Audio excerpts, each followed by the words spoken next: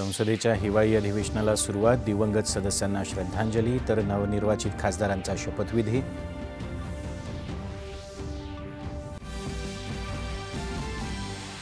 पंतप्रधानांनी राज्यसभेचे नवनिर्वाचित अध्यक्ष CP राधाकृष्णन यांचं केलं स्वागत. त्यांचं सामाजिक कार्य सर्वांसाठी प्रेरणादायी आणि मार्गदर्शक असल्याचे गौरवोद्गार. संसदेचं हिवाळी अधिवेशन देशाच्या प्रगतीला गती देईल, पंतप्रधानांचा विश्वास. विरोधकांनी नकारात्मकतेऐवजी राष्ट्र उभारणीवर भर देण्याचं आवाहन. मतदार याद्यांच्या फेरतपासणीच्या मुद्द्यावरून विरोधकांनी केलेल्या गदारोळामुळे लोकसभेचं कामकाज आधी दुपारी 12 वाजेपर्यंत आणि त्यानंतर दुपारी 2 वाजेपर्यंत तहकूब. दिल्ली बॉम्बस्फोट प्रकरणी राष्ट्रीय तपास संस्थेचं पुलवामा, शोपियानसह दक्षिण काश्मीरमध्ये 8 वेगवेगळ्या ठिकाणी छापे.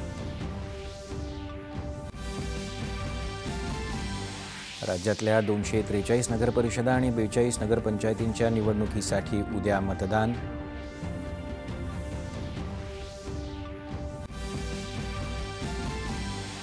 निवडणुकांचा कार्यक्रम जाहीर झाल्यानंतर अशा पद्धतीनं काही ठिकाणच्या निवडणुका रद्द करण्याच्या निवडणूक आयोगाच्या निकालावर मुख्यमंत्र्यांनी व्यक्त केली नाराजी. रांची इथला दक्षिण आफ्रिकेविरुद्धचा पहिला एकदिवसीय क्रिकेट सामना भारतानं 17 धावांनी जिंकला. रोहित शर्मा ठरला एकदिवसीय सामन्यात सर्वाधिक षटकार मारणारा फलंदाज. नमस्कार, एकच्या बातमीपत्र